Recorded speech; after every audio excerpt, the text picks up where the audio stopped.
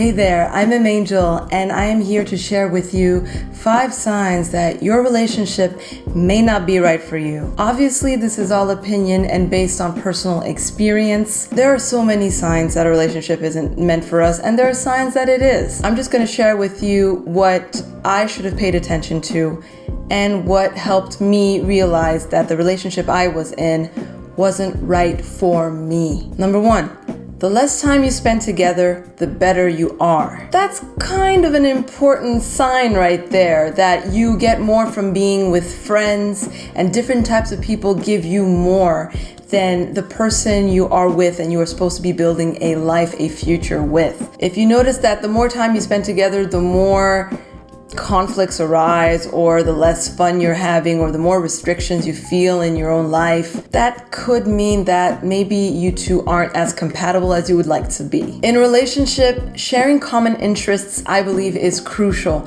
and a variety of common interests, okay? Not just Netflix and chill. It depends on what you like, of course. It could be romantic getaways, walks in nature, adventures in the library, and discovering new books together. Whatever it is that both of you can share and grow in and explore together, it's important to have many of those things in a relationship. Second sign that things aren't right: the relationship is taking all of your energy. My brother and I had a talk recently, and he shared his views on relationships with me, and he believes, as do I, that relationships typically demand 50% of your energy. A good balance is that both of you give 50% of your energy, because you also need to give that other half to yourself. It's very important not to lose yourself in a relationship. And what's important is that that energy is given back to you. So it's not like you're losing 50%, you're investing in it, but so is the other side. So they're giving you their energy as well. And both of you are living from being with each other, raising each other up, you're giving each other life. But if you find that most of the time you are drained by your relationship, the energy is negative, it's just a lot of work and you're putting 100% of yourself in it all the time and you're not getting anything back, but you can be honest with yourself and realize that, then maybe this relationship is just not right for you. It could be a sign of poor communication that can be remedied, or just emotional immaturity.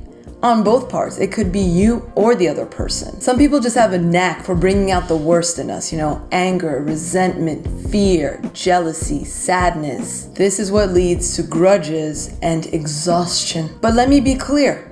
You are responsible for your emotions. You are responsible for how you act, how you feel, and how you continue to feel. If you sense that a person is drawing negativity out of you, it is on you to remove yourself from that situation and to distance yourself from said person. It is not up to them to make you feel good. I'm talking about how do you feel when in their presence, because energy is contagious. What are the patterns that emerge from your communications with the other person? Are you the volatile one? Then maybe you're not ready to be in a relationship. Maybe you're not ready to be committed to someone. Maybe you still have work to do with yourself. Or are you balanced and you know who you are and you're secure and you are open to communicating and you want to resolve conflicts, but you find that the other side always holds a grudge, is closed off to you, thinks that they are right and chooses being right over being happy all the time, then maybe you two aren't on the same wavelength. You're not in the same place in life, in emotional evolution, in personal growth, and that's okay. Instead of forcing 2 puzzle pieces together that don't work, let those 2 pieces find their match. Healthy communication should be a priority in all relationships, because problems and conflicts are inevitable. We're all human, we're all unique, we come with our set of perspectives. But the way a healthy relationship gets through said problems is by being dedicated to open communication. No one goes to sleep angry. We communicate until we get through this, until we can understand both sides and either come to a compromise or an understanding or a resolution. So if you want to maintain a healthy relationship, I recommend at the end of an argument or a misunderstanding, you own your part in it, you apologize for your mistakes or faults or whatever it is that you regret, and you reaffirm your love for the other person so that you're both in a good place moving forward. So pay attention to your energy in a relationship and how you feel. Are you drained often? Most of your time with the person you choose to be with should be spent in laughter and shared smiles. I think that's a good indication that you're with the right person, or even thinking about them makes you smile and not, ugh. Third warning sign: when you express a vision, a goal, a desire, a dream, or you propose something new, something that excites you, and you share that with your significant other, and then they come back at you with doubts or even discouragement, and they deflate you. Or in the same vein, when you act like yourself, when you feel truly you're being yourself and you're happy and you're carefree, and you see that your significant other doesn't like that side of you, or doesn't respond to it, or it does nothing for them, that's a sign you might not be with the right person. Obviously, in a relationship, you want to be with someone supportive. It is so important down the line to be with someone who supports you no matter what, and who can put you first in your life and not put themselves first in your life. In some cases, you may express a desire or a dream or something you want to try out, and your SO, significant other, is just thinking about how that will take time away from your together time, or that will inconvenience them in a certain way, and they will weigh their inconvenience and prioritize it over the benefit it will bring to you and then bring to the couple, because you'll be happier, right? If they just keep deflating you and dismantling your happiness, your confidence, your joy of living, that means you're not with the right person. We all deserve to be with someone that lifts you up, that makes you excited to live, that believes in your dreams, that when you suggest something or you say, I'd like to do this, and there's a glitter in your eye, that person catches that glitter, that glint, and pushes you towards it, encourages you to push yourself, to believe in yourself, because they believe in you so much, and they know in their heart they are secure with themselves, and they know that you guys will be together no matter what, because that love is real, right? And of course, you want to be with someone who likes you when you like yourself, when you are at your best, and they don't see that, not for you, boo-boo. Next, number 4 is something that now looking back speaks volumes, and I had no idea, I wasn't really paying attention to and giving much weight to. When you picture your marriage vows, even if you're a person who doesn't believe in marriage, just picture your marriage vows, and they sound terrible. In my personal experience, I was kind of scarred by the idea of marriage from watching my parents do it and do it poorly.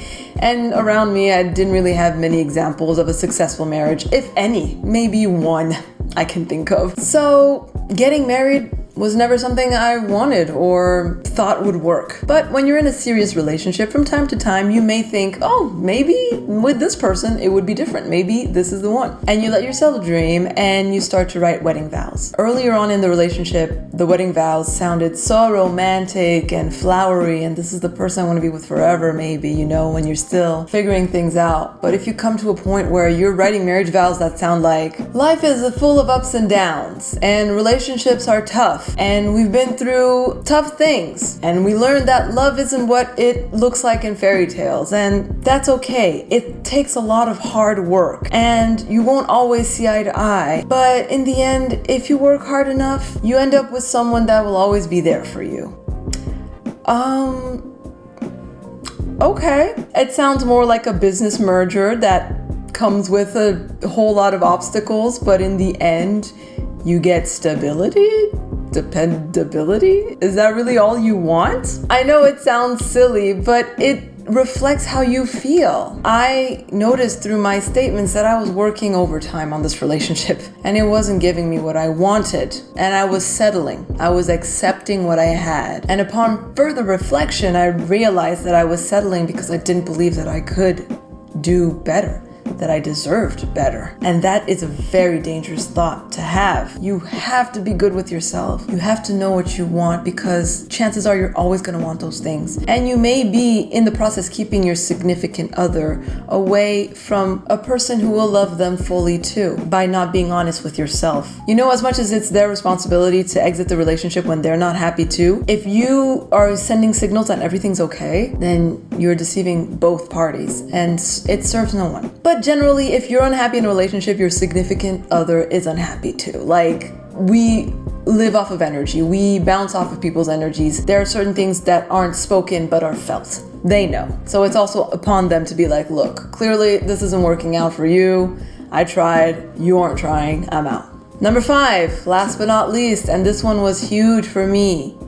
You've stopped believing in love. Now, I say love in my case, but for you it may be something else. You stop believing in your faith, in yourself, something that defined you, something positive about yourself. I noticed that I had stopped believing in love in this relationship. I thought, oh, well, I see what I'm living, and it's not magical at all. It's not happy at all. It's just a lot of work just to be loved and to feel secure and to have someone you can trust that won't betray you or hurt you. So I guess love, in the way I thought it was, doesn't move mountains. I guess it doesn't exist. Disney lied to me, and you become cynical. And that is a huge red flag, that you are seeing things from the perspective of the spot you're standing in. You're basically facing a brick wall. Turn around, boo-boo, because the field is behind you. You're not in the right relationship. It doesn't mean that the other person isn't right or is